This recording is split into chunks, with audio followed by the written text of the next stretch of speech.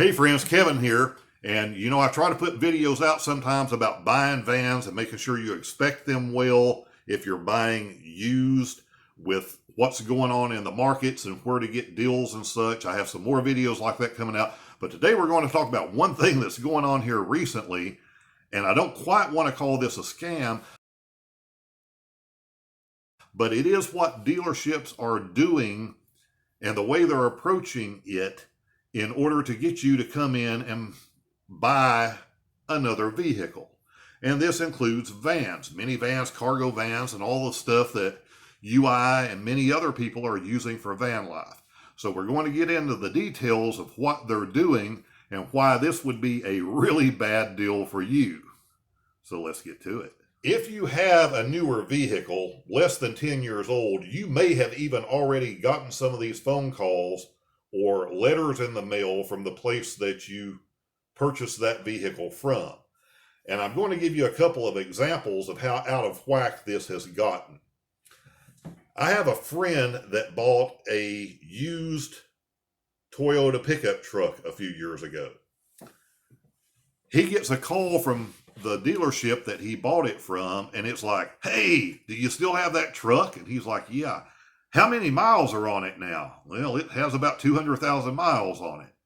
"Okay, we'll give you $22,000 on trade because we're desperate for vehicles."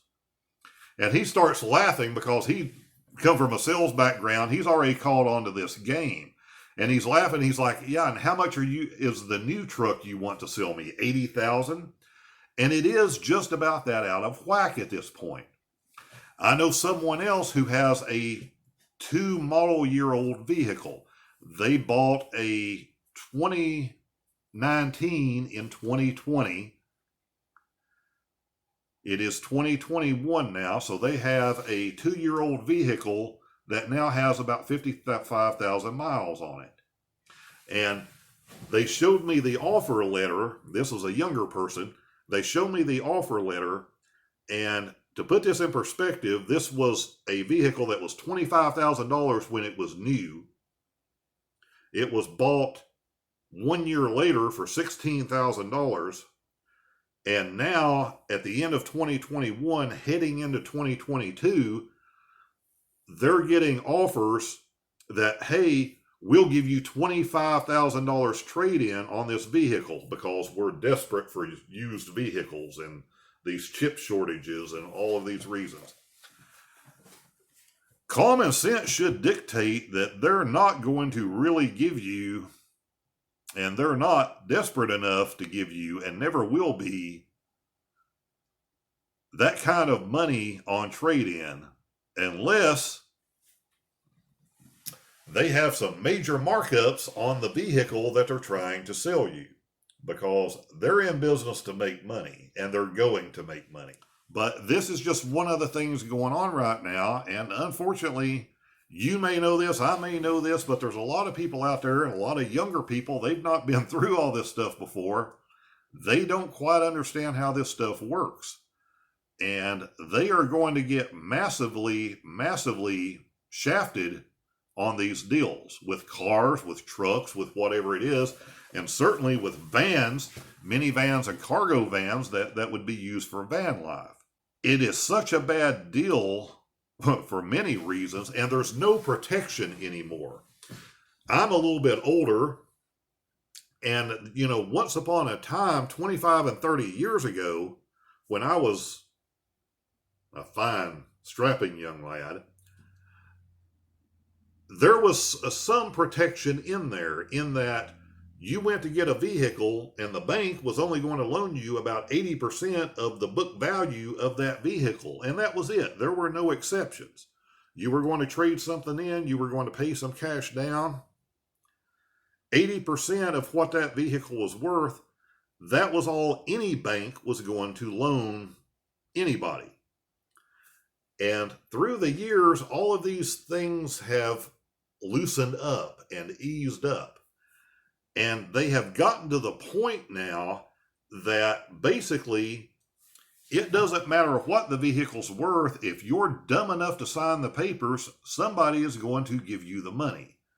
and you're going to have a big payment and all the interest and everything that goes with it.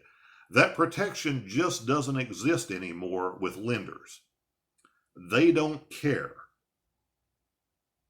They just want to do the deal. And there is someone out there that will finance these horrible deals. And it doesn't matter if the vehicle is only worth $20,000. If you don't know enough or don't educate yourself enough and you're willing to pay $28,000 for it, somebody will finance it. And you are going to be massively upside down the term for owing way more on your vehicle than what the vehicle is worth. You're never going to come to terms to where you can be profitable ever trading that thing again. You are going to have issues if this thing ends up in an accident and ends up totaled, because you're going to owe thousands and thousands and thousands more on the vehicle than what the vehicle is worth, and the insurance company is going to pay on that insurance claim. So this stuff is just creating all kinds of problems, and these offers that these dealerships are making are just getting worse and worse and worse. And the reason they keep doing this is people keep participating in it.